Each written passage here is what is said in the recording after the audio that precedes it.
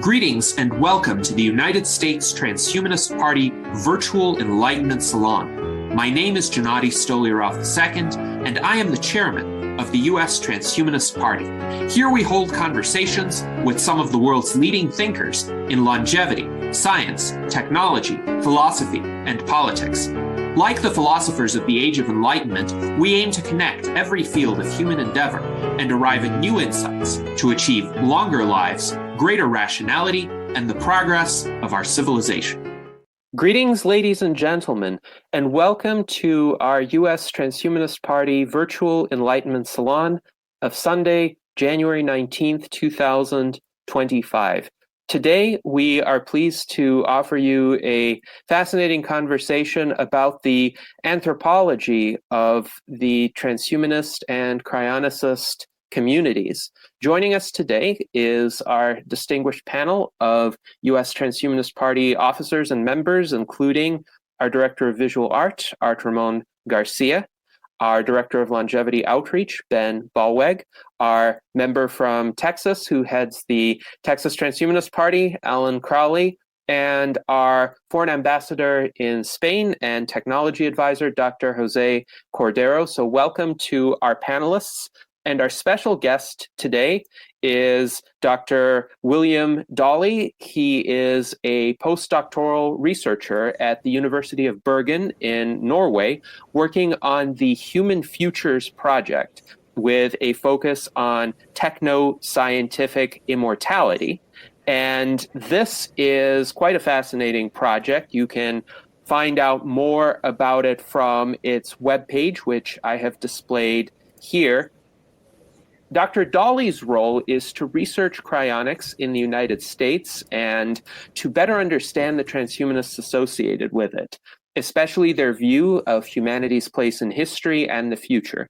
He brings to the project his research interests in processes of sociocultural change and political economic change and the role of technology in these changes, especially biomedicine and new social organizational technologies, and in how these changes interact with constructions of family and gender, and in a multidisciplinary historical approach to the study of religion, spirituality, and secularism. And I will also say that William delivered an excellent presentation at the Global Cryonics Summit in Miami in July of 2024, and I was quite intrigued by what he had to say there. You can find the video recording of that presentation on the Cryosphere channel. It's also linked in the description of this video stream. But for now, I will open up the floor to William for his introductory remarks. Welcome, William, and please proceed.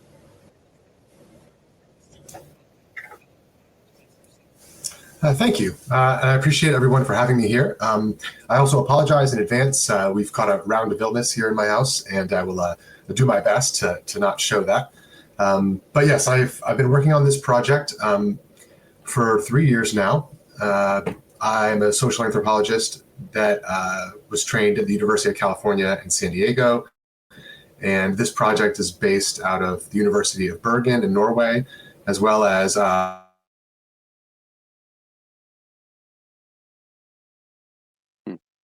It seems that we tries to look at different ways that people have imagined through technoscience, which is a technical term, various forms of science, be they digital or biological, by which people are trying to extend lives, potentially forever, but at least beyond contemporary limitations. This is interesting for a lot of reasons to people because of their interests in this matter.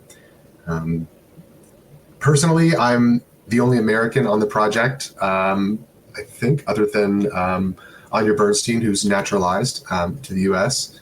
And my part of the project, as you can see here in this case studies section, basically focuses on the biological aspect, people that want to, at least in the shorter term, extend their biological life. And I'm focusing mainly on cryonics and anti-aging.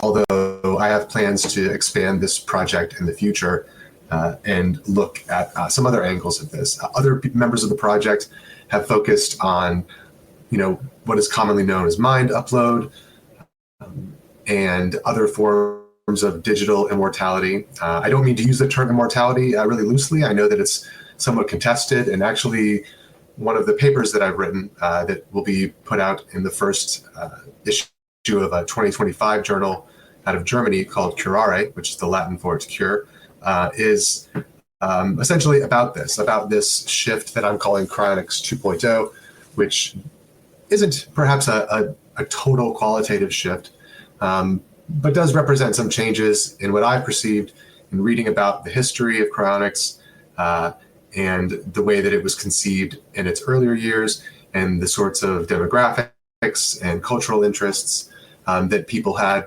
during the earlier, let's say, half or portion of cryonics, and what has happened or seems to have been happening more recently in terms of cryonics and many aspects of transhumanism becoming somewhat more mainstreamed. And I guess that's my interest, because the reason I think this project got funded and the reason a lot of people are interested in this is because I'm sure many of you know this, and I don't have to tell anyone here. This has gone from being a somewhat more niche interest with a somewhat smaller subculture or demographic that's interested in it, to a much broader phenomenon, not only in terms of people that are interested, but as you all know, in terms of the places where these things are being practiced. The number of cryonics institutes or providers in the world have expanded really in the past 5 years pretty dramatically. And this is also true in the realm of anti-aging, which used to, I've been to the A4M conferences, the American Academy of Anti-Aging Medicine, a couple times, and they have also at these conferences marveled at the way that that their interest in anti-aging has become sort of mainstream and how they're grappling with that. So these are some of the interests that I have, and I've written a few articles for this project, and I'm in the process of writing a book. The articles that I've written basically in order. The first one is called Triangulating Transhumanism, and that came out in a collected volume by Bergen Books. And the subtitle there is How Risk, Race, and Religion in U.S. Culture Produce Futures and Afro-Futures. And I know that sounds a little aside from the point, but the point of that article was to try to triangulate or locate transhumanism and its contemporary forms, in terms of the way it's talked about by people who identify as transhumanists, and also in terms of the discourse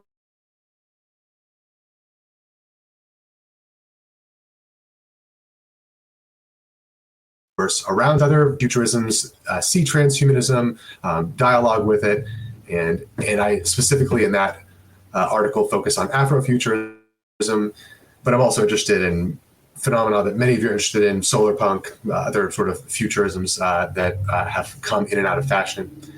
So that's the first article that I wrote for this. The second article that I've just briefly alluded to is Cryonics 2.0. And the subtitle of that article sort of lets you know a bit about it. It's From Immortalism to Indefinite Lifespan. And I'm sort of tracing a number of differences that I've noticed in the way that people are framing transhumanism amongst cryonicists. When I've attended cryonics, not just summits, but workshops, when I've gone to cryonics organizations and interviewed cryonicists. And that's the research that I presented at the Global Cryonics Summit in Miami. There are a number of interesting changes, and I really here should thank Max Marty, who is the host of a well-known cryonics podcast and also plays so many roles in that community. He hosts the Discord servers, the summit that we just spoke about, a number of groups and institutions that he's involved in, and he also did a great survey of contemporary chronicists that had many respondents compared to prior surveys. And I was able to compare that with some data from James Hughes, who was once the president of Humanity Plus, formerly the World Transhumanist Association, right? WTA. So I got to look at some of that data and just try to understand some of the differences in how people identify for instance, as transhumanists or other kinds of futurists, longevity enthusiasts, this sort of thing. Currently, I'm finishing an article about cryonics, anti-aging, and the family that tries to take a little bit different look at cryonics than the way that it's typically portrayed in the media, and also anti-aging. Sometimes, as I'm sure many of you are aware, the sort of sensationalistic, sort of journalistic approach to these topics is not maybe very helpful for people that are interested in them seriously. And so in this article, which has a sort of a punny name, it's Are We Just Kinning Ourselves? Kinning with two N's as opposed to TDs. And that's with a question mark. And the implication there is that we're not, that the interest in cryonics and anti-aging actually embraces a lot, for many people, a lot of interests in the family and in extending and enriching kinship. And I got to interview a lot of people about their ideas about how cryonics fits in with their own families, with the ideas of the family, with the human family, et cetera. And so that's,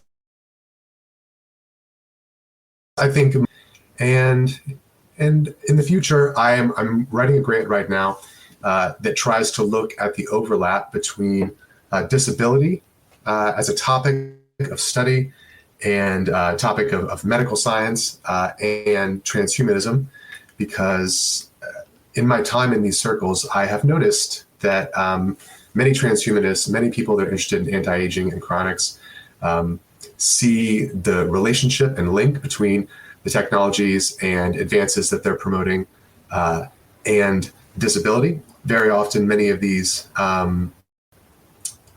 scientific endeavors or biomedical treatments or technologies are often tried first with people that have disabilities or poor health prognosis. And I'm interested in better understanding that overlap. So that's the current project that I'm trying to expand this into, which will look at cryonics and anti-aging, as well as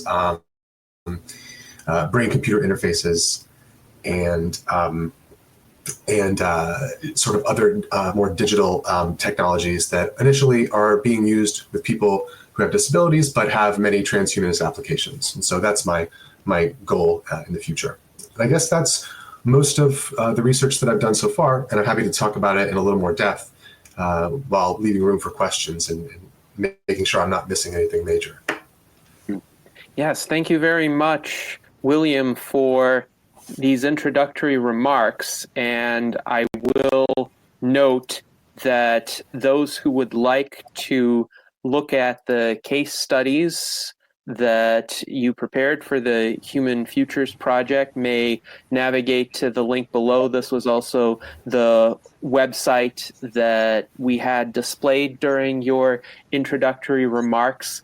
My first question pertains to this forthcoming article that you discussed, the article on cryonics, anti-aging, and the family. And I think this one is of particular interest to people in the transhumanist and cryonicist communities, because quite often there arise situations when family members might not see eye to eye, especially in regard to how or whether a person's wishes about what might happen to them after legal death would be fulfilled.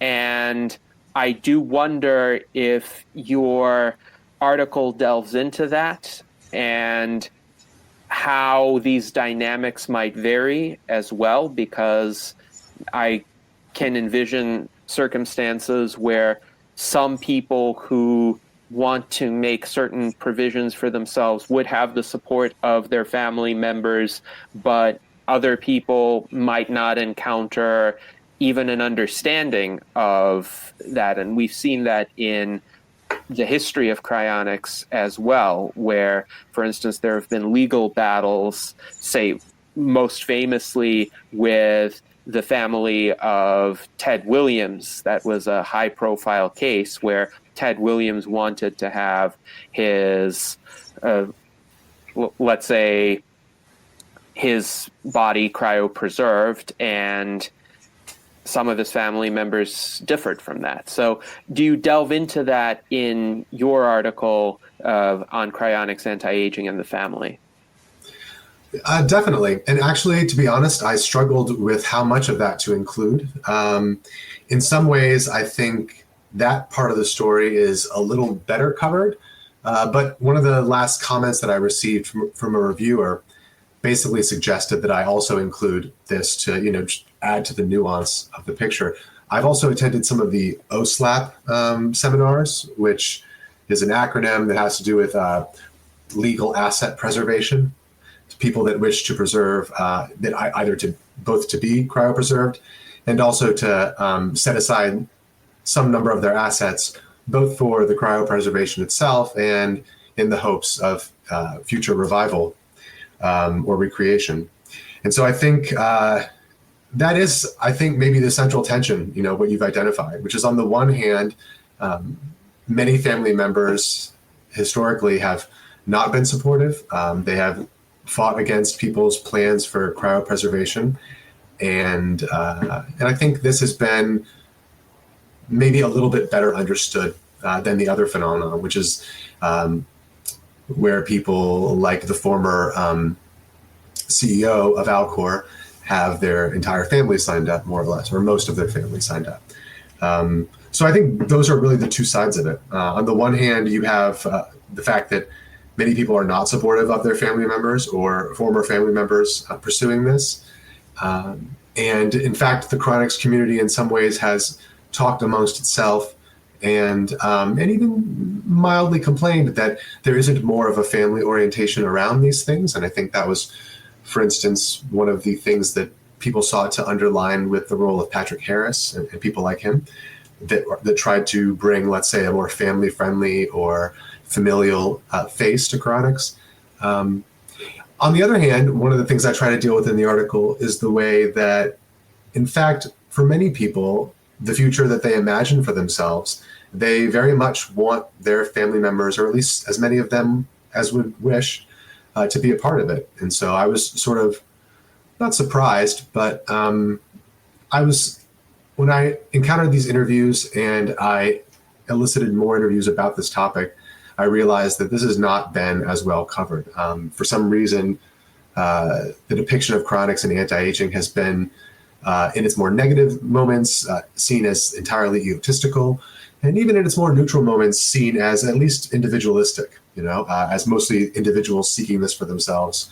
And I just don't feel like there's enough depiction in the academic or journalistic record of cryonics of people that want this for themselves and their loved ones, including family and chosen family. At the Alcor board meeting in Chicago, where they moved the body of the Norwegian grandfather who was brought over and sort of self-stored by his grandson for a period of time, and then restored in a dewar provided by Alcor to a very famous hotel very high in the Colorado mountains. This was one example of it, but I heard at that summit many elicited remarks and many interviews that I conducted briefly afterwards where people talked about how important it was for both them and their spouse to be signed up, and the sort of pain and struggle of either having their children reject their plans and hoping that they would come around, or struggling to get their parents, or grandparents, or elderly community members signed up against the sort of seeming hill of the costs and other sort of practices that are involved to get people fully signed up. So those are, I think, are the two sides of it. And I'm glad you raised this because, of course, it's not just a one-sided thing where everyone in cryonics, in fact, has their whole family signed up. But it is the case, I think, that it's a bit of a mixed picture between people that struggle against family members, either opposing their own plans or opposing plans to include them in cryopreservation, or on the other hand, desperately wanting those people to be involved and in some cases succeeding. Yes, indeed. Thank you for that response. And my impression has been indeed that almost all cryonicists would be thrilled if their family members were to support them and to make similar plans for themselves. So it's not a situation where they would only seek to make these arrangements for themselves, no matter what other people might want, especially people close to them. But of course, a lot of cryonicist will also respect the wishes of their family members who think differently and prefer something different, because a lot of cryonicists do respect individual autonomy. Now, I think a sentiment I often hear is they would have wished for that same respect to be applied to them and their wishes. And this is indeed an uphill battle because cryonics is not a common practice, unlike, say, burial or cremation. But cremation, too, was not a common practice until about the mid-20th century. So something happened, a cultural shift happened, whereby that became a more culturally accepted option. And I suspect the cost has a lot to do with that, by the way. And if cryonics were able to bring the cost of its services down to levels comparable to what a cremation would cost, I think it might meet with greater popularity. But I do think that this is an area well worth exploring, in particular how family members, especially in cases where their relative who wishes to be cryopreserved has the means to do that, could be more effectively persuaded to allow that to happen. Because in the more high-profile cases, it wasn't a matter of affording it. It was just a matter of the family members ultimately being willing or not willing to carry out the wishes of the person who had legally died. Indeed. Yes. So we have a question from Alan Crowley, and he wants to ask about this identity space between people who consider themselves as transhumanists and the ideas of the people who dislike the transhumanist label. And the disliked transhumanists, as Alan characterizes them, may be a group that does not identify as transhumanists. So perhaps, and Alan, you may want to clarify this, there is a group of people whom I would call implicit transhumanists who don't like to use that label because they think that label might meet with opposition or hostility, or they need to go through explanations that they would prefer to avoid and maybe just focus on, let's say, the practical benefits of certain technologies or advocating for greater health or greater quality of life. Some longevity advocates would not use the term transhumanist to refer to themselves, even though I would say they are implicitly, by virtue of advocating longer and healthier human lifespans.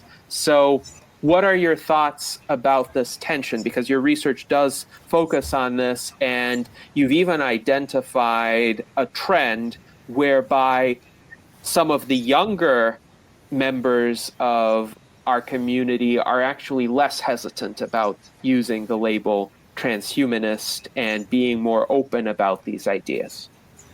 And sure, I apologize for not having shared this correctly initially, but I sent a little link in the chat that is the presentation that I gave at that cryonics seminar. And if you want to open that up, I could sort of talk over some of the slides that show this graphically, and maybe it'll be a little clearer. I don't know if that's possible. Yes, let me see what I can do here in that regard. Because let me clarify my question if I may, while you're doing that. Yes. Yeah.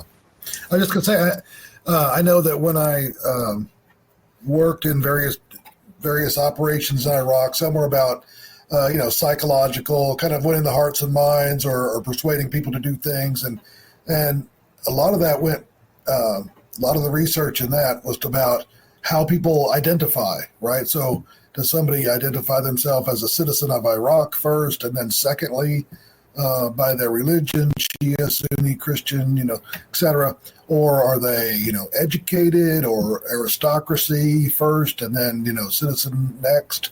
And I think there's a lot of the sort of World Economic Forum, which is not necessarily about longevity or beneficial integration of technology. It's really more about just getting everybody on the same sheet of music under the same sheet of oligarchs, larger. But those people are disliked and called transhumanist, even though, they don't consider themselves transhumanist, and I think most transhumanists would not consider themselves or consider those people transhumanist. But again, everybody's different. So yeah, you've got your slides up. Please feel free to answer. Oh no, I think what you're saying is absolutely correct. The term transhumanism is slippery for a number of reasons.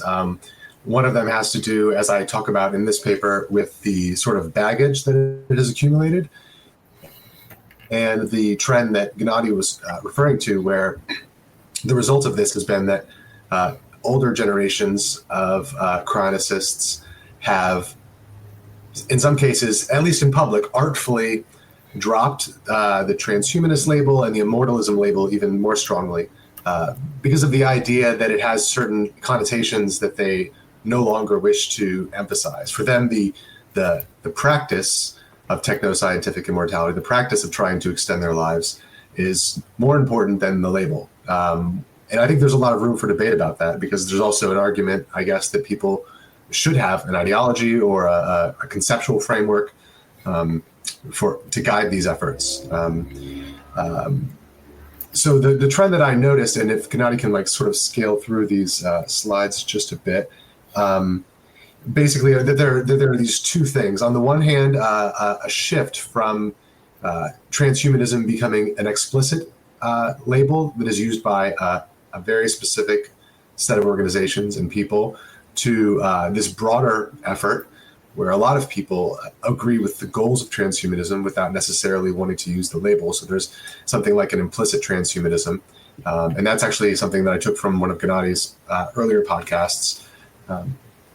And I guess the other thing, of course, is the rise of rationalism and the associated movements as another on-road into transhumanism. People might argue that in some ways these trends have always been present, and that I'm just describing a slight shift in some ways. But in other ways, I think it's undeniable that formally, at least, these movements like rationalism, certain forms of effective altruism, and long-termism have certainly become the ways that people have started to know about transhumanism. And I think there's maybe a third thing that I should mention, and that is the fact that as transhumanism, the concept, has been popularized, most of what you find online about transhumanism is not by transhumanists. It's about people who are critics or even misidentifying probably what most of you would think of as transhumanism. It's used as a way to describe a certain kind of techno-dystopia, right? And that's the first paper that I sort of wrote, was noticing that when I did hashtag searches or image searches about transhumanism on Instagram and other social media sites, most of what comes up is highly dystopian, and that's not, I think, what most transhumanists would like to be associated with. And exactly the sorts of things you're mentioning, sort of conspiratorial ideas about the World Economic Forum, about the COVID vaccine. For instance, when I was doing this search, a lot of the hashtag transhumanism posts were essentially about this, and it's created a sense of baggage. Now, I'm not sure if that's exactly the sort of images and trend that older transhumanists are reacting against, or if they are just seeking to prioritize their instrumental goals. But one of the things I noticed, and if you scale down just a little bit more, is that in answer to this question, whether I consider myself a transhumanist or other things, there is, if you add together rationalist and rationalist adjacent, there's too much overlap with effective altruists here to be too useful. But it's about 51%, right? Which is slightly higher in some ways if you if you take these as separate groups, and they mostly are, people either chose rationalist or rationalist adjacent, it's equal to slightly higher, maybe in a non-statistically significant sense, slightly higher than the transhumanist label itself. And that when I further analyze this data to try to understand, on the next slide, I'll show some of these correlations between different terms, rationalist, effective altruist. One of the things that I discovered was that there's a strong negative correlation between transhumanism and like a 0.000, like statistical significance or probability of being owed to chance, between transhumanism as a chosen label and age, which suggests pretty strongly that what Gennady was saying is the case, that younger respondents to the survey, at least, were much more likely to identify with transhumanism. And then if you go down a little bit further at the next slide, what you actually find is that when I further broke down this data and I coded it in 4 or 5 different ways to try to understand what other factors besides age were playing a role, it does appear that people in the US both make up an older cohort of transhumanists and chronicists in particular as a whole, and that people that came from English-speaking countries where English was the dominant language, more than being a former Western colony or any number of different ways of coding this. Basically, it was a linguistic thing, that if English was the major language, maybe the baggage about transhumanism in those circumstances was greater, because the younger and the more non-English speaking a respondent was, the more likely they were to use the term transhumanism. And this is something that James Hughes and other people that have a social science background and have been involved with transhumanism have often noted, that the flavor of French transhumanism, for instance, or Spanish movements, for instance, is very different in some ways from the US or the Anglo flavor of this. And perhaps also doesn't have the same baggage, let's say. So if people are making this decision a little bit instrumentally and saying, hey, look, I don't want the label to get in the way of my goals, right. The label may be more important in English, let's say, or in certain communities. So that's what I'm noticing. So I think you're absolutely right. To answer your question more directly, I think that you can't take for granted that the label transhumanism has to do with the content of transhumanism at all. But there are certain trends there. And if you go, and I guess the next one that I'll talk to at some point is the rationalist thing. But I think that maybe answers your question in the most succinct way I'm capable of. Yeah, I would just like to say I noticed that Jose's probably got a question or comment or two on this, being from Spain. But yeah, he brought on some slides of their pro-transhumanism march where they had hundreds of people and signs and just it's hard to imagine that happening in the U.S. where people mainly march about something they're mad about, right? If they march at all. So yeah, I'll thanks for answering. Thank you. Appreciate that. Yes, thank you. And now we have a question from Jose.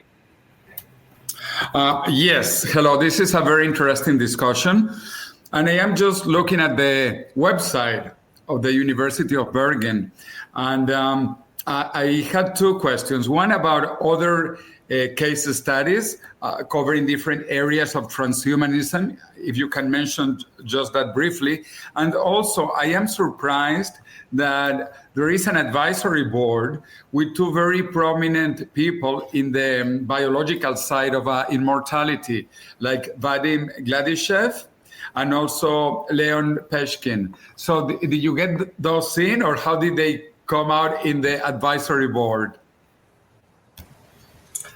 It's a great question. One of the great things about working in Norway and at Norwegian institutions is not just the abundance of state funding that comes from their sovereign wealth fund and that provides a lot of academic funding for different research, but they also have a very different academic culture. And one of the things that they strongly encourage in these grants is to form an advisory board of 4 to 10 experts who can advise you on things about which you're not an expert. And it's really great that we were able, in many cases, to get some of these people involved. I think this is partly due to the efforts of Anya Bernstein at Harvard, who's written a book called The Future of Immortality that came out in 2019. And she was very involved also with a lot of anti-aging scientists of Russian origin, many of whom are in the US and other places now. But yeah, that's, I think, really the benefit of working with this project and in this university context, is that we've managed to get the advice and guidance of a lot of different people from different disciplines. And it's also something I've tried to do in this project by attending, many of these A4M conferences that I mentioned. That's the American Academy of Anti-Aging Medicine. The RADFest conferences I've seen many of you at, and just trying to understand and get to know the scientists and the science behind some of these efforts a little bit better. But no, thank you for noticing that. I think that's one of the strengths of the project, is that it has advice from people who are not just social scientists. And how about the other case studies relating different points of view about transhumanism? And finally, since you like to go to conferences, you have to come to the one in Spain, to the International Longevity Summit in Madrid, which coincides with International Longevity Day, October 1st. So that week of October 1st, welcome to Madrid for a different perspective on immortality. Oh, thank you. I really look forward to coming to that. I would like to. I'm sorry I haven't made plans yet, but I look forward. The other case studies, I guess I could speak a little bit, for instance, to Fartime Nilsson and Annelin Eriksson, who is the PI, the principal investigator for this project. They've focused mostly on the digital side of this, people that are interested in creating what people used to, or many people still call mind files, people that are interested in whole brain emulation. I've gotten to meet some of these people, and I will say that this is not, there's a lot of overlap between this and cryonics and anti-aging. There's no real necessary contradiction. For many people, they are interested and invested in both. So while we divided up our labor in trying to understand these a little bit separately, just for the sake of convenience and attending the right events and getting to know the right people, eventually we came to the conclusion that these are highly overlapping phenomena. In many ways, Max Marty's survey, the cryonics survey of 2022, I think is what he's calling it, shows that many people are in various ways open to non-biological revival. And again, these are not exclusive, because many people who think or plan or hope for a biological revival are not necessarily ruling out a digital revival as well. They have different ideas about the pace of change. Some people think one will come before the other. But many people who are cryonicists and anti-aging enthusiasts basically have a I don't want to say a grab bag approach, but they have a better safe than sorry approach. They want to take advantage of all the different options as much as they can and as much as they can afford to. And for many of them, cryonics is one way that they hope to reach that digital future. On the other hand, that's not everybody. There are many people in the cryonics world, maybe slightly more than half, who are a little bit more hopeful about the biological aspect. That doesn't mean they don't hope for digital enhancements. It just means that for them, they are more skeptical of whole brain emulation and those kinds of ideas, and they would be more open to an idea of, nano repair and incorporating nanotechnology into the biological body, and incorporating other forms of technology into our wetware, into our human bodies in this way. So it's really quite divided, and that was one of the really interesting things about the survey data that Max had, and that I was fortunate to have access to, is to show this diversity, which sometimes does not get portrayed in the media. But I think, again, the digital futures is a big part of it, and I wish I understood it as well as my colleagues sometimes. I've gotten to understand it through these circles, but I just want to emphasize there that there's not really a strict contrast between people that imagine a digital or a biological future. For many people, these are things that will come together eventually, that will converge, as sometimes people talk about it. And for many chronicists and anti-aging enthusiasts, they are simply focusing on what they think is the more likely, first step towards that technoscientific immortality. Yes, thank you very much for that response. And indeed, this is a common question and reason for discussions and debates within the transhumanist community, essentially, which form of immortality or radical life extension would one wish to pursue or would one prefer? I myself am firmly a proponent of the biological approach to the extent that it's attainable, and I don't rule out artificial parts, for instance, but I do think that a mind upload in at least the vast majority of circumstances, unless it's done very gradually, would create a copy and would not preserve the original individual. And we have a comment to this effect by one of our viewers, Jay Paul, who writes, "Consciousness is not technology, nor can it become or be extended or created by technology. Bionic limb, great. Downloading my personality into a donor body, it's not going to be you. You can take every bit of my data and transfer it in whatever way you'd like, but it will never be me." And I think what he's referring to in terms of the intuition behind his comment is the concept that I would term I-ness, that is the individual's unique vantage point upon the world. And that's not dependent on the content of our minds. It's dependent on essentially whether we see the world as ourselves and the continuity of our experience, or whether somebody else perceives that. So I'm not going to have your vantage point, even if I learn a lot about you and your life story and your life experiences, and I come to agree with every one of your perspectives and your opinions. I'm still going to be a distinct individual. And I think that's where some of the concern is about the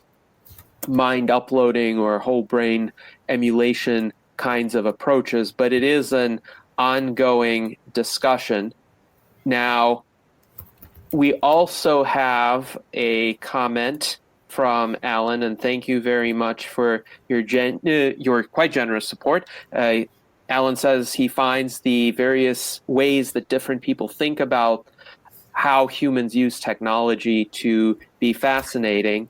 And Alan also has another question in regard to passing on the vision behind transhumanism through fiction. Would that be helpful for showing popular interest and getting funding? And certainly that has been tried to some extent, even going as far back as Robert Ettinger, who in many ways is the originator of cryonics in the United States, at least. And he wrote a lot of short stories. You can find a short story of his from 1948 called The Penultimate Trump.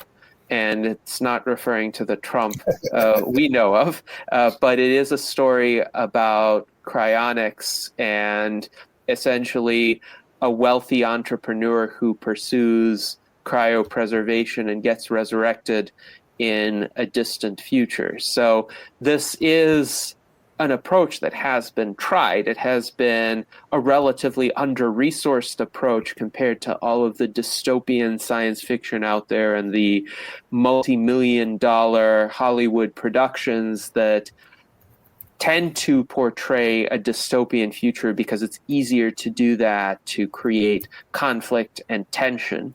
But I definitely think there should be more attempts at transhumanist fiction. What do you think about this, Will? You know, I think this is a great question. In many ways, I think that the struggle that I hear transhumanists describe in getting their ideas, or let's say the implications of their ideas, more broadly accepted, is a result of, let's say, fiction or movie, art. In some ways, this is what my first article tried to deal with. Of course, I looked at it mostly through social media, but I think in some ways what social media reflects in this way is broader concerns and people's own takes on popular art and culture. And I do think in many ways this is maybe a problem of utopian and dystopian fiction about the future. In many ways, most utopian novels or forms of fiction are actually sort of not entirely optimistic, if that makes sense. We tend to think, oh, well, a dystopia novel is pessimistic, therefore, perhaps a utopian one isn't. But in fact, many utopian novels have been subtle warnings about the present and projections about what might not be able to come to pass if we carry on this path, or something that looks like utopia, but then when you start to dig under the surface is actually fairly unpleasant. So I do think that, fiction and science fiction in many ways play the biggest role in shaping popular ideas about the future. I don't think it's the only thing. And I think in many ways, some of the popularity of transhumanism or transhumanist goals and practices, like anti-aging medicine, for instance, have come from not from science fiction, but from real world scientific advances. So fiction is not the only way that people gain their ideas about the future. And it's maybe not the only way that people come to transhumanism, cryonics, or anti-aging. But I think it is for many people. In the survey that Max gave, one of the really interesting questions that he asked that I used later to identify the second thing, what I'm calling the rise of rationalism, is that for people that didn't come to transhumanism or cryonics or anti-aging through these rationalist sites, many of them cited science fiction as some of their earliest encounters. So the question specifically was, when and where did you first learn about real world cryonics? And even though the question is about real world cryonics, they sort of are given the option to enter something into a box, and they say, oh, well, actually, I heard about it first through science fiction, and then I started looking and hearing for it in other venues, and I discovered that it was something people were really doing. So I think it's true in both senses. Number one, in terms of how you get people signed up for cryonics or involved in anti-aging, it is true that many people come to this through fiction. And I also don't want to discount video games, right?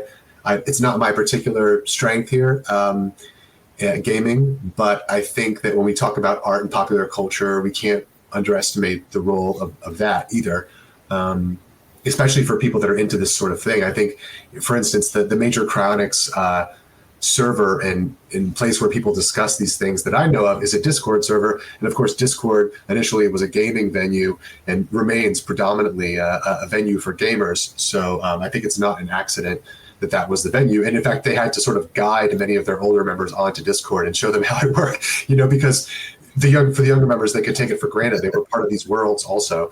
So as long as we broaden fiction to understand that it also includes gaming and those sorts of things and popular culture that you see on social media, absolutely. It seems to be, as a factual matter, the way that a lot of people come to this, and also the way that a lot of people's ideas about the future are shaped. Absolutely. Well, I was really kind of making that question in response to your comment about getting more study into the academic journals. And I think you've got to reach a student who wants to do the research first. And that's kind of why I was thinking, science fiction or writing or newspaper articles. You mentioned games and Discord servers, other web pages, et cetera. So I think that's really important. But I think ultimately the point is to not just get it into the journals, but get individuals working on it scientifically so they can put it in the journals. But that reaches a smaller percentage of the population than, say, Star Trek and the flip phone. Absolutely, yeah. Yes, indeed. And you're correct in your observation about games having an impact.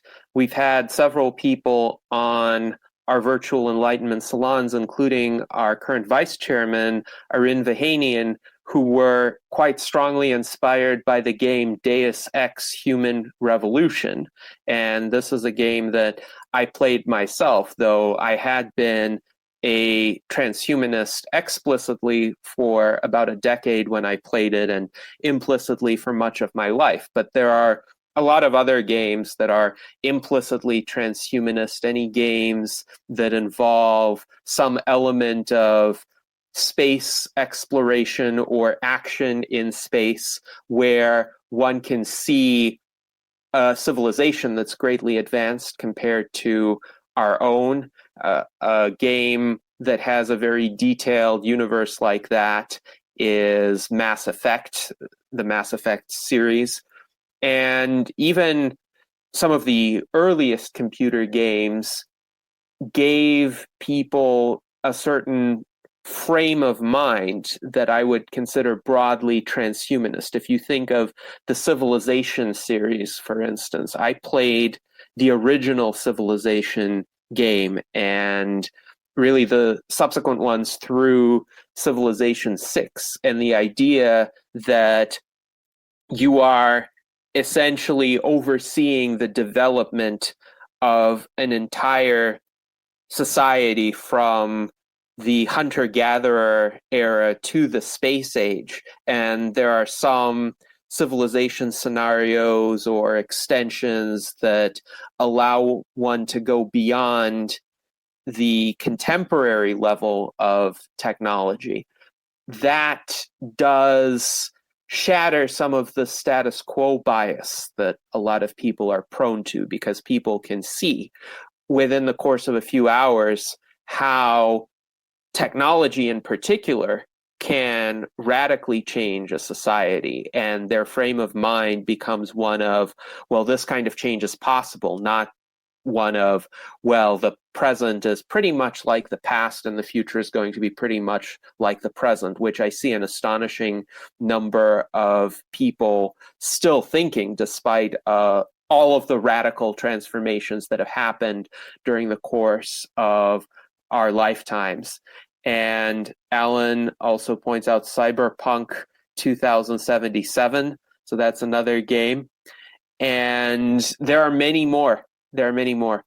So Luis Arroyo wonders, does propaganda in any sense have a place with creating an interest in cryonics? So I do wonder what Luis would characterize as propaganda, but it could be something as innocuous as, let's say, really compelling art or memes. It doesn't have to be nefarious. It would just be effective in that way of grabbing people's attention. So what do you think of that question? Yeah, I think that's a great question, because it sort of follows on the last question. In many ways, art is some of the most effective propaganda in the classic political sense that we mean in terms of 20th century propaganda.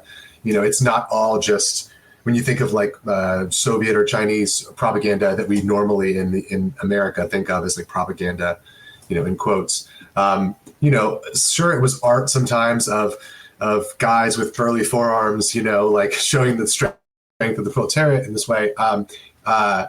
But there was also a lot of what we call social realism. And of course, now we sort of poo-poo that. But I think there's many contemporary authors who are reevaluating its effect. In terms of popular American writers, Thomas Frank, the popular historian of U.S. culture, who works for The Guardian and writes pieces occasionally, has written about this social realism in his recent book, The People Know, which is a history of anti-populism in the U.S. Propaganda incorporates reality. Another way that we might think about propaganda, of course, has to do with kinds of transhumanism that we may or may not feel inclined towards. One of the things that I noticed in this study that I used to write Cryonics 2.0 is in this rise of rationalism, many people might consider certain aspects of rationalism and effective altruism and long-termism to be a sort of intentional kind of propaganda, in the sense of propagating ideas through institutional networks, through people getting together and working on similar projects. I'm a member of the 80,000 Hours listserv, for instance, which is an effective altruist network that tries to get people jobs and where they feel like their impact on the future can be the greatest. This might also be, I think, seen as propaganda. Also, I think we can't underestimate the power of documentaries. People might not think of documentaries as being that popular, but compared to many forms of art, they're quite popular. They may not be as widely, they may be just as popular as video games if more diffuse in their effects. I recently watched the Brian Johnson Netflix documentary. I've seen on Netflix Hope Frozen, which is about the 2-year-old girl from Thailand whose family cryo. Hi, did we have a brief interruption? Yes, we did. You last mentioned the documentary Hope Frozen, which I did see a few years ago. It actually featured Robert McIntyre, one of the scientists who is working on the aldehyde stabilized cryopreservation approach, whom we had on one of our virtual enlightenment salons in 2020. But please continue from that point. Oh, no problem. So I think these sorts of efforts do definitely play a role. I mean, a lot of people in the anti-aging community or cryonics community have mixed feelings about a character like Brian Johnson and his role. But if you take the broadest sense of propaganda, which is to simply propagate these ideas without too much concern for sectarian divides about different approaches to transhumanism, I think it's undeniable that these have a lot of reach. And I think especially the Hope Frozen documentary really managed to engage people very initially with a sense of sympathy for cryonics that perhaps before, I don't know another example of somebody portraying cryonics so emotionally compellingly. A lot of people that are opposed to transhumanism and life extension sort of have this perspective that, some transhumanists call deathist, where they say, you've essentially lived a long, full human life. Why push for more? But I think in the case of Hope Frozen and this girl, very few people would argue that, 2.5 years suffering with a terminal illness is a full human life. And it sort of got around that objection in a very compelling way, I think, even if people didn't come out of it, signing up for cryonics. So yeah, I hope that just wraps up the answer in some ways to say that there's a lot of different things that we might think of as propaganda, and likewise about the Brian Johnson documentary. I'll just mention one last thing there, which is that that's another example of a place where the role of family ends up being a huge part of the documentary, and I was grateful for that, and I'm using it a bit in this article because most people's impression of this person, doesn't really correct some of the misconceptions about transhumanism because he's a tech billionaire. He's spending over $2 million a year. The way it's talked about in journalism is sort of sensational and emphasizing maybe in some ways how out of reach this is, even though his program is to try to make it more accessible in some ways. But in the documentary, similarly, you see a focus on his relationship with his son and the importance of family. And yeah, I think those sorts of things, when you think about effective propaganda, if the goal is to convert people to transhumanism, I do think this aspect of the family is key because many people have the misconception that transhumanism is about replacing, let's say, traditional human immortality, which is like through reproduction, the family, and creating the next generation with a sort of individualized immortality. But these two things are not really mutually exclusive. And so I think effective propaganda always starts from people's existing assumptions and seeks to broaden them rather than hitting them immediately with, you have to change everything you think, Yes, indeed. Thank you for that response. And Luis Arroyo writes on Brian Johnson that love him or hate him, he is good at getting people to think of anti-aging possibilities. And indeed, he has amassed quite a following online, and the recent Don't Die documentary has definitely helped with that. In terms of what he's trying to achieve. Indeed, he states that his goal is to make life extension regimens, let's say, more accessible to people. And he emphasizes that to get about 80% of the benefit that he is reporting, people do not have to spend $2 million a year. They can spend a much more modest sum that is within the means of most. So I think he is trying to intentionally court controversy in order to get noticed. And based on what I have heard about his attitude, he essentially thinks that if about 50% of your listeners do not absolutely hate you, then you're not being radical enough or ambitious enough with the way in which you present yourself. Now, clearly here at the Virtual Enlightenment Salon, we have taken a different approach, and we hope that maybe only about 1% of our viewers will hate us. And that's not because we're trying to make them hate us, it's because that seems to be a statistical inevitability when one is engaged in any sort of public activity. But nonetheless, we see the benefit of somebody trying to bring greater visibility to the cause, as long as they don't do absolutely horrible things in the service of that. But I don't think Brian Johnson is doing anything nefarious. I think his intentions are definitely in the right place. And yes, he does attract attention through some of what are frankly stunts, like the whole parabiosis blood exchange with his son. I think that's fairly extraneous to life extension, and he tried that once and he's not going to do it again. But that's one act that he is perhaps best known for, even though what he's really emphasizing is sleep and good nutrition. So it's interesting how the media attention focuses on the sensational, and he's really going after lifestyle basics. And Mike Lazine writes, "Amen, Gennady." Thank you very much, Mike.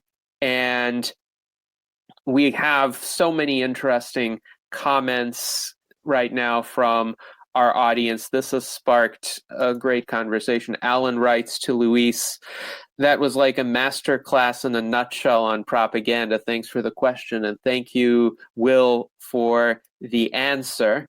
And John H. writes, "Whether things are different or the same regarding the present versus the future depends upon what one considers significant, fundamental, or essential change. Some may think that horses versus cars would constitute an essential change, and certainly in the late 19th and early 20th century, many people thought that way. Others do not, and of course, a lot of people have gotten used to automobiles as an essential part of life. But for instance, the Amish have not. They are still holdouts in that respect, and they will ride their buggies because they think there's something fundamental about their way of life that they wish to preserve, that automobiles take away from them, rightly or wrongly. But I would like your thoughts on this question. Do you think that perhaps some of the hesitancy of the general public to explicitly adopt the label of transhumanists stems from some sort of aversion to changing something that they consider essential, even though it may not be? Just like, say, open heart surgery didn't really change their views of the world, and they've come to accept it over time. Or anesthesia, which was opposed by some people for religious reasons in the 19th century, ultimately became accepted. So do you think that there's some sort of perception that there's a boundary that's being crossed into some essential transformations of what it means to be human that previous technologies did not cross? I mean, I guess the short answer is yes, definitely. I think, for better or worse, the trans and transhumanist implies that there is something about the human condition that that will be transcended or moved beyond, even if transhumanists themselves would not necessarily agree that this is, fundamental to the self or to humanity. I'm not sure that I have a great answer to this question, but I definitely think that tension is at the heart of people's experience. If you checked out the first article that I wrote, Triangulating Transhumanism, one of the two things I identify, race and religion, basically have to do with two of the anxieties about the future that people are worried will be erased. One of them is this aspect of the future where something like cultural or ethnic or race is one way we think about this in America. These forms of difference are sort of blotted out, or they become less important. And there's a lot of even fairly positive science fiction which basically implies this. I'm definitely not a Star Trek expert, and I do not want to sort of go beyond what I know here. But you do get the impression from even these more potentially optimistic visions of the future that while there are people of different ethnicities, it's not as if they have preserved strong cultural differences. They sort of wear the jumpsuit and they exist. They may look different, but they're not necessarily, these forms of human difference have been overcome by bigger things.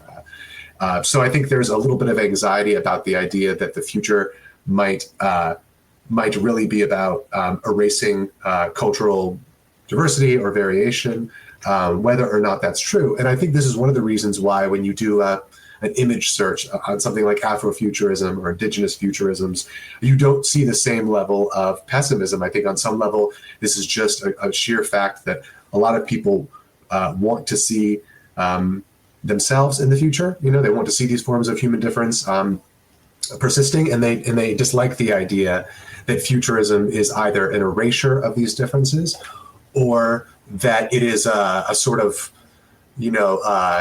techno-colonialism where some forms of human life are blotted out or conquered by others.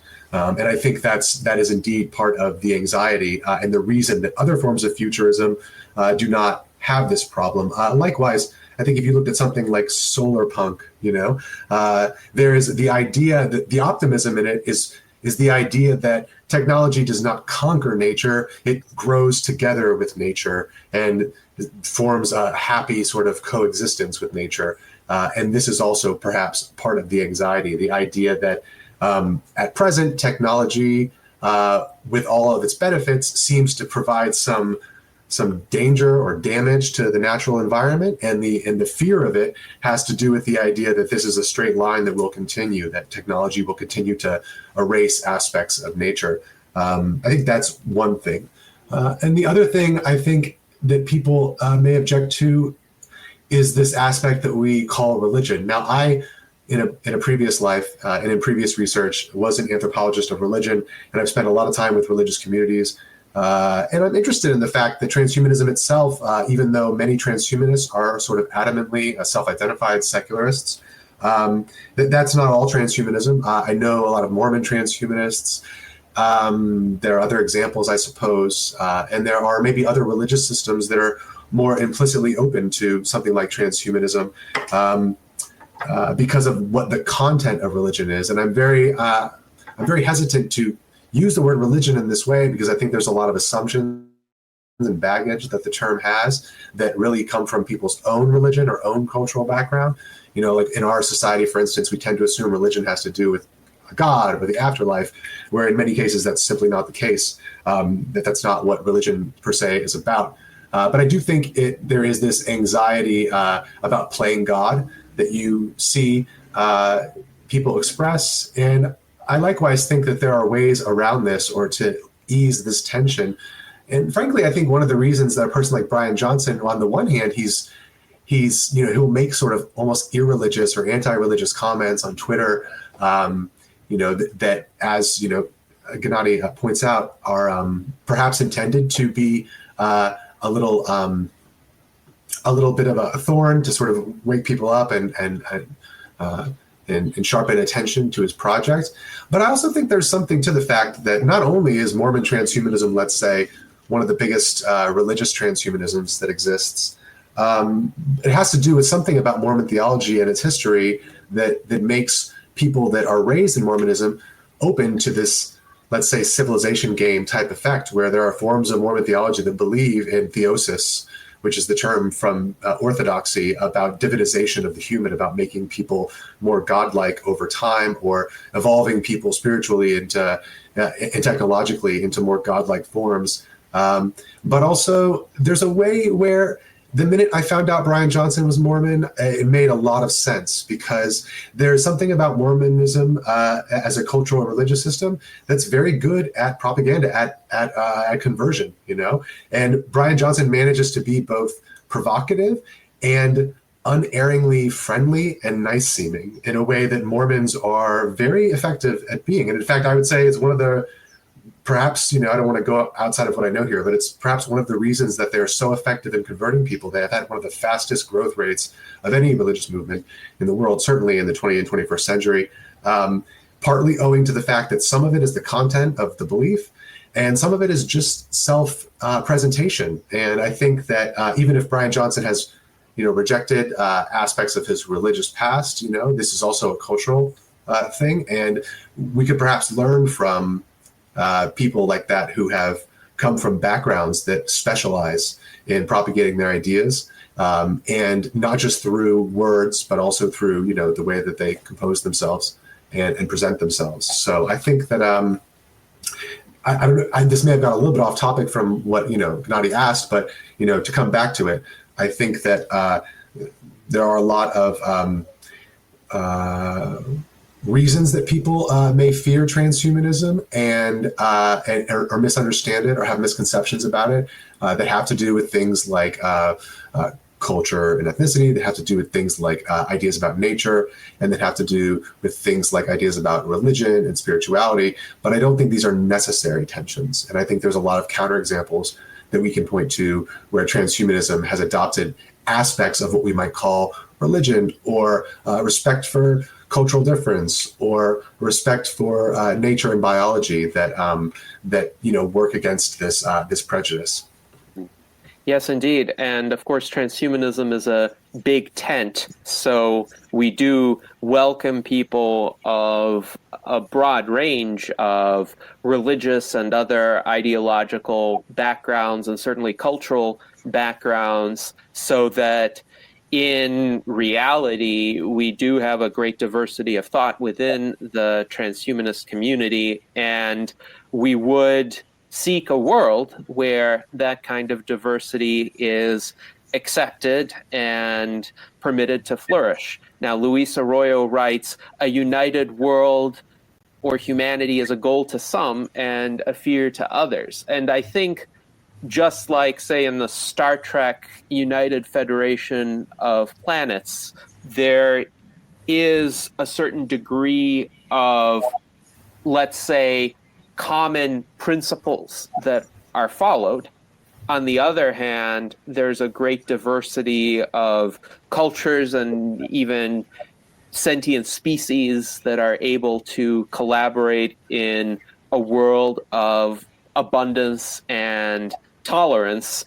Now, to your point that sometimes those visions do seem a bit homogenizing, Art Ramon suggests that might be Starfleet Academy conditioning, like we see these people who are serving aboard the starships or in space stations like Deep Space Nine, and they're all of a certain, let's say, military background where they do have certain protocols and norms that they follow, but perhaps if we saw the broader society or societies of the Federation, we would observe a bit more difference. But it's a very valid question, because we do want certain aspects to extend to all of humanity or all sentient life forms.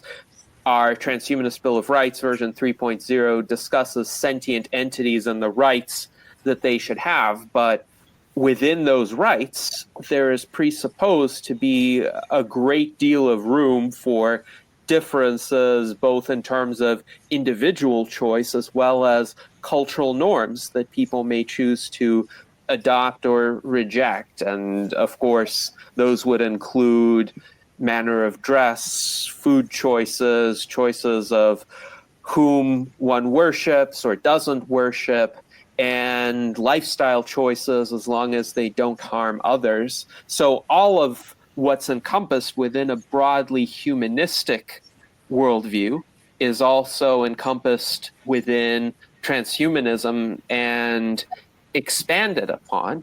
I think there is a concern among people of more conservative persuasions, broadly speaking, that a more cosmopolitan vision might erase their ability to live in a more homogeneous culture by choice. So if they want to live in a society where everybody follows certain norms or does certain things or observes certain traditions, they worry that a more cosmopolitan, or they would sometimes call it a more globalist culture, erases those differences. My response is it shouldn't.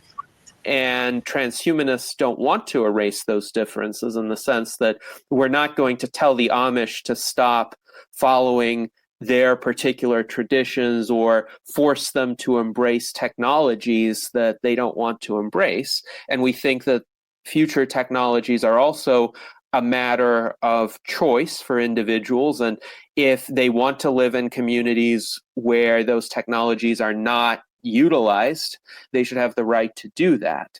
I do think sometimes it's a bit of an effort to communicate this. I've gone on certain, let's say, right-leaning talk shows where I ended up being on very good terms with the host afterward. Now, I don't think I could ever manage this with someone like Alex Jones, but I did manage this with Clyde Lewis, for instance, who tends to be quite a bit more reasonable in my view. But he had this view of transhumanism as essentially associated with this globalist World Economic Forum type of outlook. And I made some very clear distinctions. First of all, I don't really think the World Economic Forum necessarily holds the kinds of views that are ascribed to it on various alt-right programs. But nonetheless, that's also not quite the transhumanist perspective. And I made the necessary distinctions that led Clyde Lewis to actually be quite sympathetic to the transhumanist outlook at the end of that conversation. But I would need to have hundreds, if not thousands, of those kinds of conversations in order to really shift the outlooks of people who view transhumanism in a negative light and who have platforms that amplify that kind of messaging. Now, in terms of Mormon transhumanism, we've had a lot of successful engagements with Mormon transhumanists. Our virtual enlightenment salon with Carl Youngblood in January of 2022 is worth watching in this regard. And indeed, there are aspects of Mormon theology that are quite open to radical life extension and technological progress. It is interesting also, and I'd be curious as to your thoughts on this, whether certain backgrounds are significantly more conducive to an affinity toward transhumanism. And we mentioned Mormonism.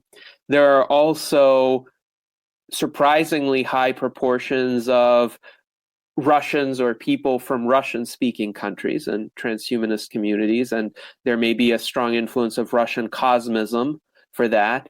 Aubrey de Grey has also identified 3 groups of people who tend to have an affinity toward transhumanism, and those are libertarians, IT professionals, and Canadians. So there is perhaps some interesting exploration to be done there. Are there other demographics that you've observed to either have an affinity toward transhumanism or perhaps to be less likely to embrace? And again, that's not a universal statement. It wouldn't be applicable to every individual. This would just be a statement of perhaps it's easier for people in those demographics to come to transhumanistic insights, whereas in other groups they might have to do more work or would need to be more different from other members of that group to see the value in transhumanism. Yes, definitely. I would say, in addition to IT workers, one of the things I noticed in the cryonics survey is that there are a lot of people that might broadly be classified as engineers, not merely computer engineers, but let's say that engineers have a mindset and a professional training that basically is about problem solving and is about the idea that things are possible if you sort of focus on them enough. So while I think computer and software engineers are definitely the biggest chunk of these people, there are other fields of study, and perhaps especially biomedicine. I don't know that this is supported by the demographics of current transhumanists, but I do know that in biological medicine, anti-aging medicine, and some of these things that are very closely related to transhumanism have become more broadly acceptable. And I also think that, as many transhumanists themselves will point out, some of the advances in medicine are, like the advances in information technology, rather dramatic and have taken place within the lifetimes of people that are practicing those. So that while your average person may not be aware that anesthesia, open heart surgery, or even the use of paddles to sort of revive a person whose heart has stopped beating are all very recent phenomena, medical professionals do know this, and they are highly aware many times of the fact that what is possible, even in the last 15 or 20 years, is not possible, and that people's ideas of the hard limits of human experience and human life are just not the case, that the definition of death and these things themselves are very malleable and subject to not just digital, but biological, biomedical advances. So that's one thing that I would notice. I don't know how interested people are in this group or this audience by religious and cultural questions like this. But I think one of the things that Mormonism and, let's say, Orthodox theology, as well as what might be called Arminian, that's not Armenian like the country, but Arminian like the theology, all of these have in common a strong emphasis on, let's say, the cooperation of human and divine will that is called synergism in theology. This is where the term synergy and popular business culture came from originally. We now talk about people synergizing their interests or their wills on a matter. This is a religious term, and different religious systems have felt very different about this. And Lutheranism and Calvinism, for instance, the idea is that God's will is what matters and human will is basically almost irrelevant. By contrast, Arminian theology and much Catholic theology, and certainly a lot of Orthodox theology, places a high emphasis on the role of human will cooperating to create the future, to create future states of being. And so I think if people were looking for an underlying religious explanation for why it is that there are so many Russian and Orthodox transhumanists, of course, cosmism is the clearest and most well-articulated and earliest example of something like transhumanism explicitly, but that it did not arise out of a vacuum. It does have to do also with revolutionary thought, in the history of revolutionary thought. And I would mention as a side note here that the practice of blood exchange, of plasma exchange, predates Lenin and certain members of the eventual Politburo as an important idea in Russian thought amongst scientists and amongst religious thinkers. There's also, for instance, a reason that I can't think of the name right now, the French Jesuit priest that created a form of transhumanism, an early form. Teilhard de Chardin? Yeah, Chardin, right. It's also not a mistake, not an accident this person was Jesuit, because in Catholic theology, this is the same. Jesuit theology is Arminian. It basically thinks that you have to exercise the will. That's why the Jesuits have these spiritual exercises. On the other side are the Dominicans, for instance, who believe that human will is basically irrelevant. So if you're looking at religious transhumanisms, there's a reason that all these particular groups are especially prone to it because their theologies already assume that human will has a role in creating a radically different future. And in general, you could say that many messianic religions traditionally have an image already of a radically different future. It's just a question of, is that something like transhumanism, and is there a role for people to play in it? So that's one thing. And then lastly, I guess I would say, in addition to fiction and all the things that we've talked about, different demographics, being drawn to transhumanism, I certainly do think that something like an interest in science fiction is there. But I just wanted to point once more to this idea that, regardless of whether or not you liked the Black Panther movies, this was in some ways the first popularization of Afrofuturism, that was really broadcast to a very large audience. And I do think that in terms of making people more amenable to transhumanism, sometimes it's something very personal in their own lives, and sometimes it's these broader cultural influences. And I do think that the more positive and diverse images of the future people have in mind, the more paths to transhumanism there are. And so I think it's overall a positive thing, like you say, that there is a very big tent approach because not all people will come to this through the same path, but I think the fewer sort of prior assumptions you have to violate to get there, the smoother the path, certainly, yeah.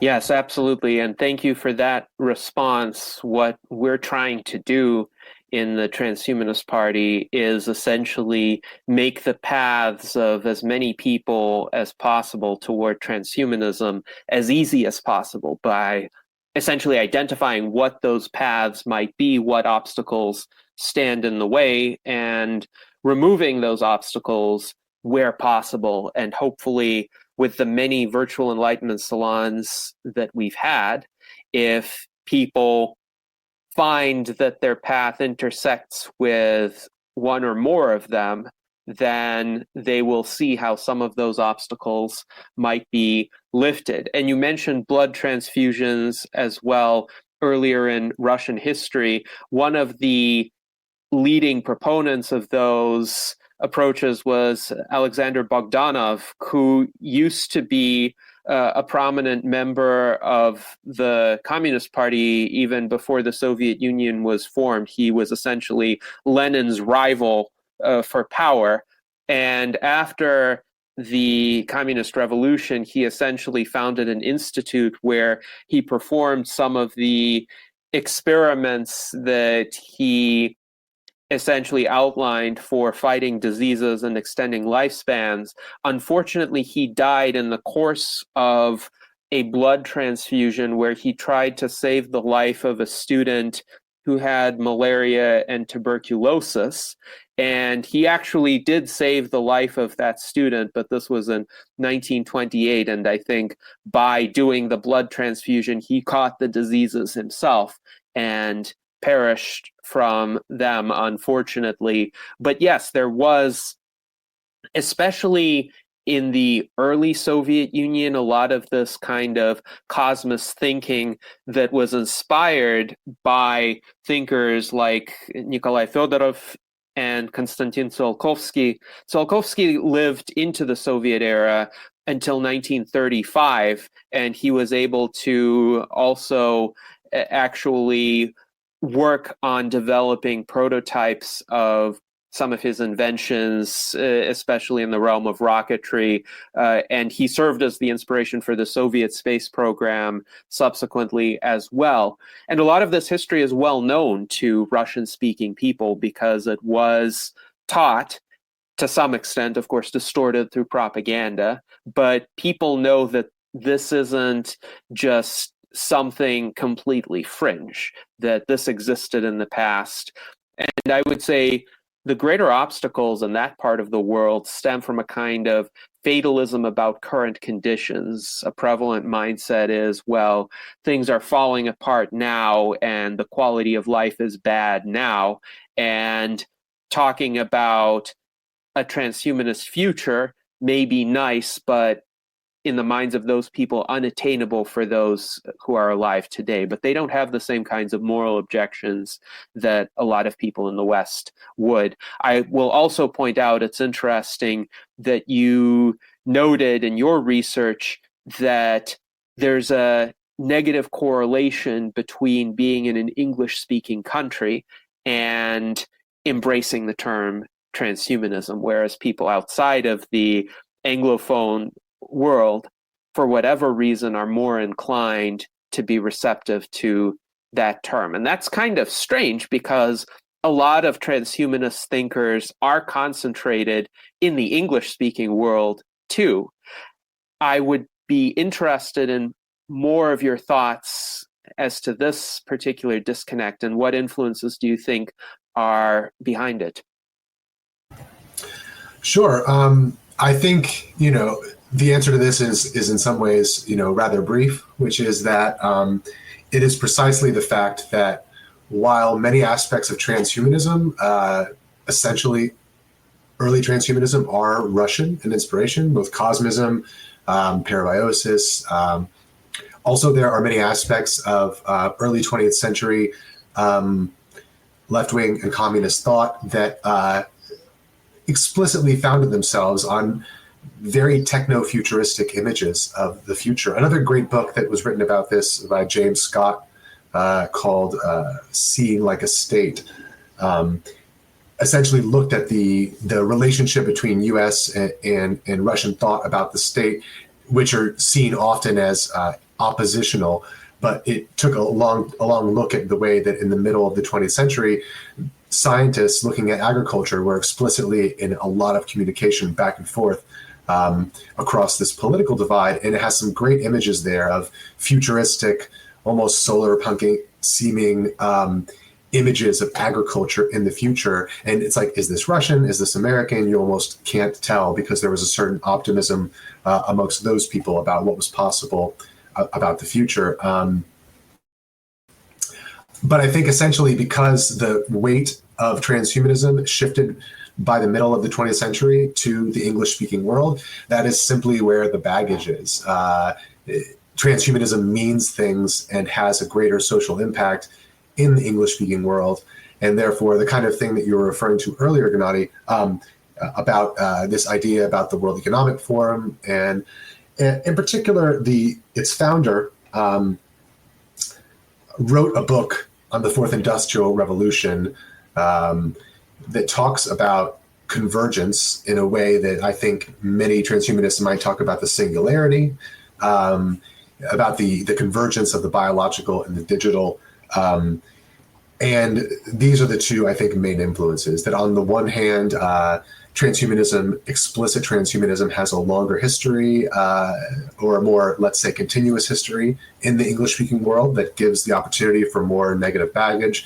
And secondarily, that in this same part of the world, the people that are seen as the, like Klaus Schwab, the proponents of a sort of popularized transhumanism, and not just popularized, but an elite level transhumanism with organizations like the World Economic Forum and the Young Global Leaders, that where a lot of current heads of state, like Macron in France and Obama and various people, were members of these organizations.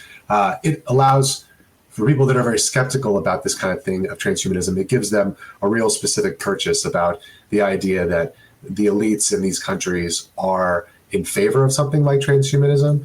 So that discourse is a little stronger. And for whatever reason, it's not just in English. I did this image search using the Portuguese and Spanish terms of transhumanism, for example. And this particular term, when you look it up, still has this sort of, not still, has developed a very negative connotation in people's minds around what they see as a sort of globalist conspiracy to create a certain kind of world. And I would say, lastly, there is something about climate collapse or climate crisis, however you want to talk about it, that is also a bit at stake and dates back to ideas that were very popular in the English-speaking world.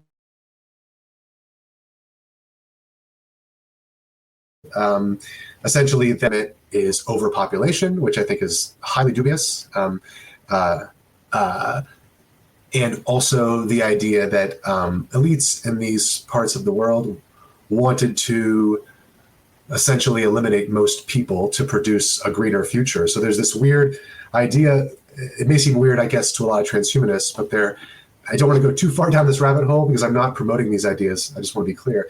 I'm just saying that there's an idea here that, especially in the English-speaking world, that the elites in many of these countries want to create a transhumanist future that essentially gets rid of most of the present world's population and brings it down to like the number that's thrown out is like under 500 million. And therefore sees a lot of things that are happening in the world as intentional plans to reduce the human population. And so that is, I would say, a part of it that I haven't mentioned so far. But when you do these image searches and you try to go deep into the heart of what people are meaning when they talk about transhumanism online, not transhumanists themselves, but non-transhumanists, this is a bit of the fear. And I don't want to say this is more popular in the English-speaking world. I think it mostly has to do with the fact that transhumanism as a label just has a longer history and a more continuous history in the English-speaking world. But I think I'd be remiss if I didn't mention and try to contextualize for people where this negativity comes from and what it looks like, you know. Yes, indeed. And the strange aspect of this is we often get a criticism mostly from the left, like the neo-Malthusian left, saying, well, won't radical life extension lead to overpopulation? And this criticism is sometimes innocently echoed by people who have largely been steeped in the zeitgeist of the 1960s and the 1970s and have been repeating talking points from people like Paul Ehrlich, for instance. And they too are worried about overpopulation. They see rapid population growth.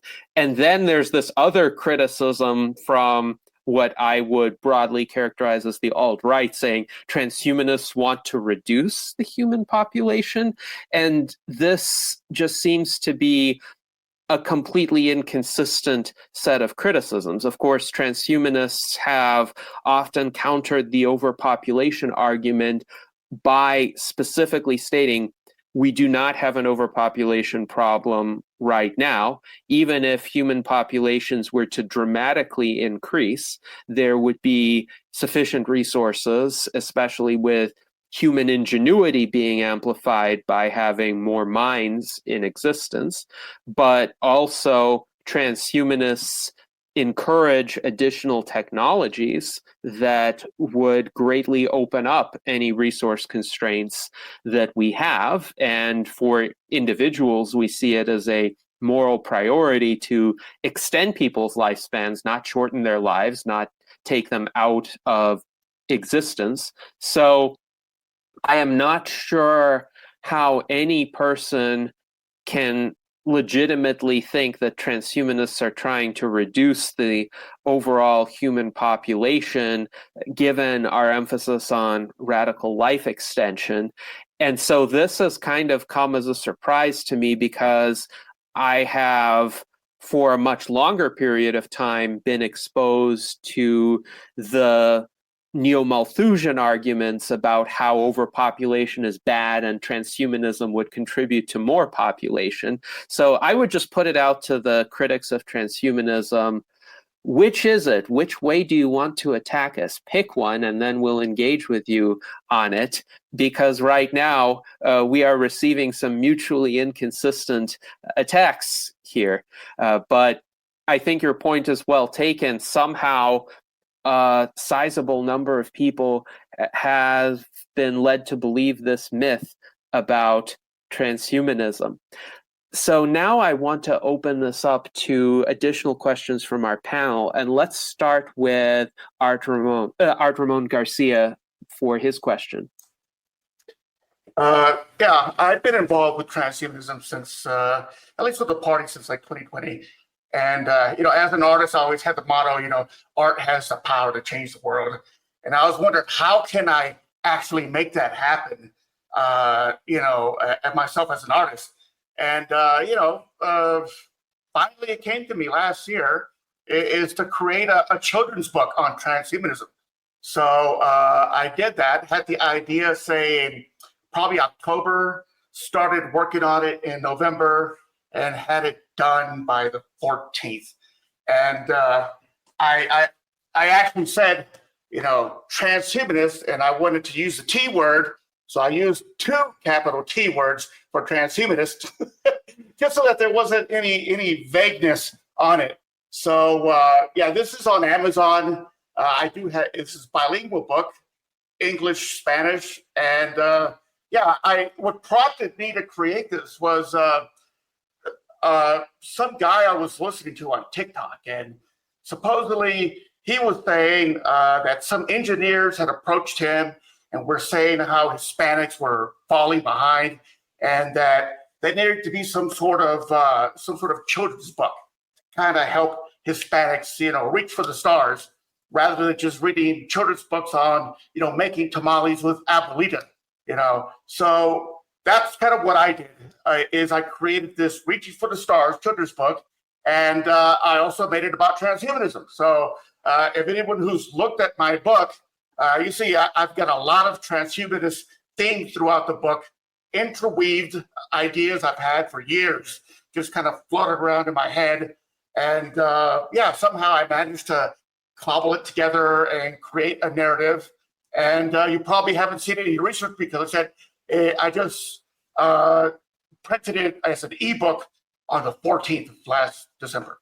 So and I did have a question, and it's about Afrofuturism. And we've had guests on here from Africa, and I mentioned to that, it's like, why isn't there any Afrofuturism in Africa? Why is it always American Afrofuturism from Stan Lee? And I think that's what's kind of missing in Africa, is they need to build their own Afrofuturism there. And this book I have here, I've already translated it into 6 African languages as an ebook. So it's out there as an African ebook. And I just need transhumanists in Africa to buy it and, give it to a school or lend it out.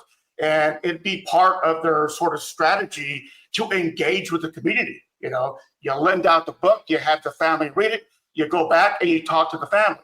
So it's a vital tool, say, rather than handing out just a flyer about transhumanism, because it's a very engaging book, which, at a later date, you can go retrieve and actually talk to somebody one-on-one. So, and so I want to hear more about your Afrofuturism ideas. I mean, have you considered Afrofuturism? That's a great question and very perceptive, I think, because it is true that a lot of Afrofuturism is essentially US or New World, let's say, an origin or an orientation. And I included a link here in the chat that basically defines African futurism, which is an alternative later term that was offered by Nnedi Wahala.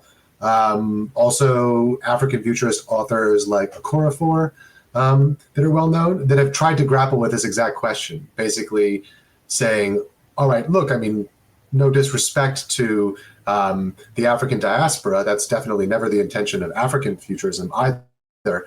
But there is a way in which Afrofuturism has assumed or taken for granted the Black American experience rather than the wider diaspora or the specifically African experience. So there have been people that have tried to correct for this, I think. And it may just be, I think, the result a little bit of history and the places where these science fiction writers who focused on this were located. One of the things I really enjoyed was the Xenogenesis series, which, just to give you, I'll see if I can give you a quick link here.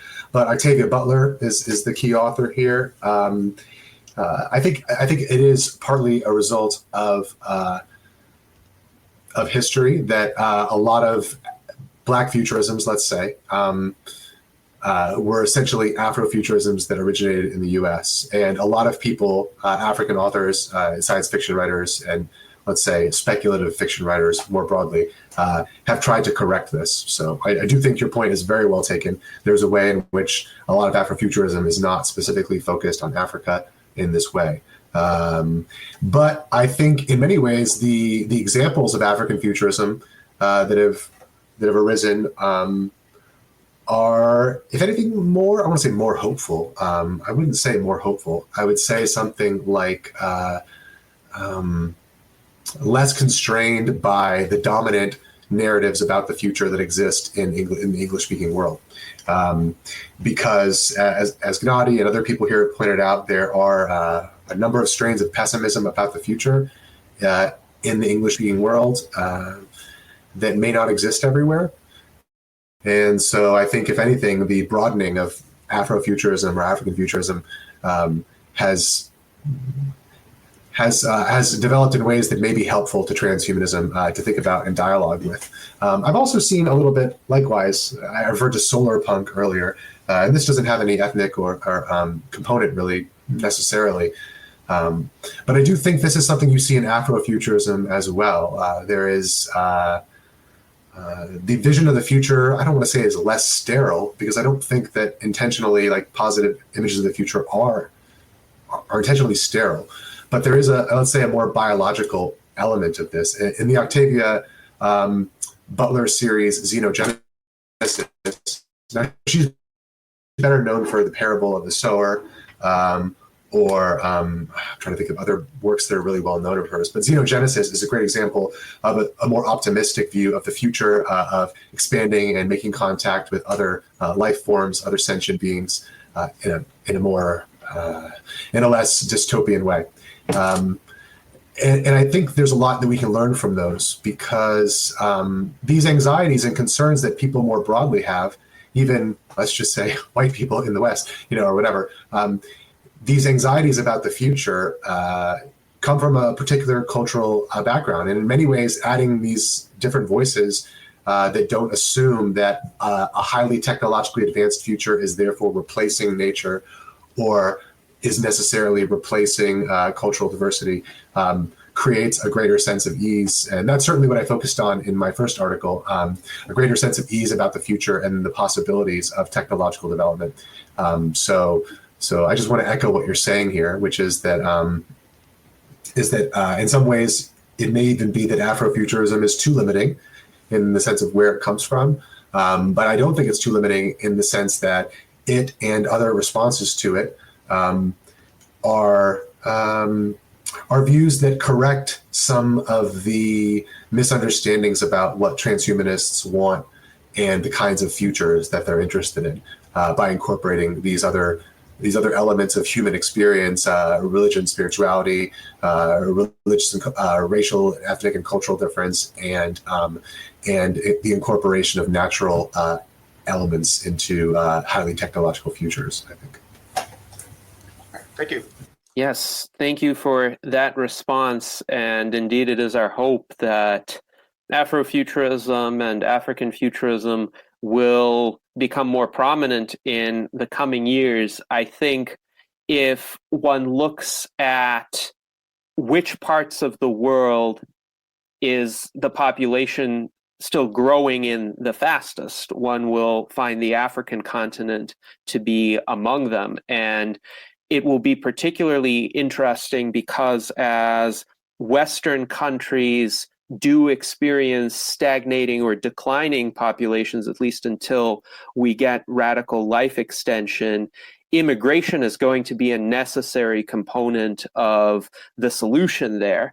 And we're going to have more people from the African continent coming and also interacting with what you call the African diaspora and creating, let's say, amalgamated visions of the future as well, which will also interact with the broader visions of the future found in the countries that they move to. So it's going to be, I would say, this kind of hyper-pluralism that we mentioned previously, where there will be attempts to create these culturally specific futurisms, but they're also going to interact with other futurisms as well, and sometimes combine in interesting ways.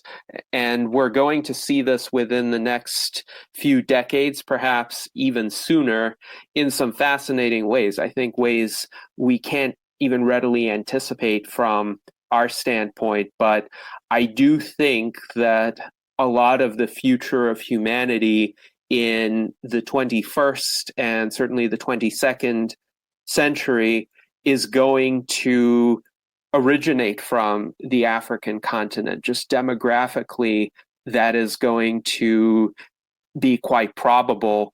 And we are already seeing some people from the African continent, particularly from an organization called Afro Longevity. And many of the same people have worked with TAFTS, the Transdisciplinary Agora for Future Discussions, that have been quite transhumanist in their outlook. And we hope that we will continue our communications and exchanges with them as well. But I also, in the last 3 minutes or so of our salon, wanted to give Ben Ballweg the opportunity to ask a question. Thanks for coming, William. Just wanted to see kind of how you got interested in transhumanism, where that all sprung from, that you decided this is the career for me. Yes, well, this is not my first research project. So transhumanism was not the only research interest that I've had, but I would say anthropology in the United States is the broader study of humans. It's not just cultural anthropology, what we think of in terms of going to places, studying different societies and seeing how they lived. It's also the study of human evolution, of biological anthropology. And so the combination of those two things, of an interest in all the diversity and depth of human history and the many radical changes that we've already undergone, and also the sense that you get from archaeology and biological anthropology, that humans are essentially defined by their relationship to technology in some ways, are both sort of key things that helped inform my particular perspective and my interest in transhumanism, because essentially tracing the development of humans is in some ways tracing the development of their technologies. And so you sort of have this perspective as an anthropologist that not all social scientists may have. I would also say that maybe like many of you, I am concerned with the lack of positive future visions in contemporary political and cultural settings. This is something that I think you could say is true maybe on the left and the right. I certainly know the situation a little bit better on the left, perhaps. But there is certainly a way in which the image of the future if you look at, for instance, these Soviet views or mid-20th century views about the future, there were a lot of positive images that people were creating a positive future. And now I think if you look perhaps at the contemporary left and the right to some extent, the image is that, the future and technology are essentially scary. The best we can do is to stop the development of some of these advancements so that we can survive. And I think that, while there is certainly wisdom to wanting to be careful about the way that we implement future technologies and deciding what the best uses of them are, it is a bit poisonous and dangerous to only have negative views of the future. And I think that that's something that I've always tried in my research and in my prior projects to try to correct for. I've tended to focus on, I don't want to say hopeful, but people who have images of the future where they can imagine advancement and progress, because I think that's contrary to a lot of popular culture and its ideas about the future. So I guess that's the shortest answer, that there are some disciplinary underpinnings about the role of technology in defining humanity and all the many ways that humans can live with technology in different settings, but also this sense of contemporary culture where I do feel like images of the future have gotten darker in some ways, and that this is potentially a very big motivational problem for people. So I guess those are the two main elements for me. Yes, and thank you very much, Will, for your work. It injects a much needed dose of hopefulness. I know you mentioned that a bit, but also realism in the sense of what is possible, what we can do with our own efforts to improve our lives and the situation of humanity, just as improvements have been achieved throughout our history. And we are thankful that you were able to join us for our salon today. As Alan pointed out, this has gone by way too fast, lots of good content. And I hope that you continue in your excellent endeavors and that we all live long and prosper.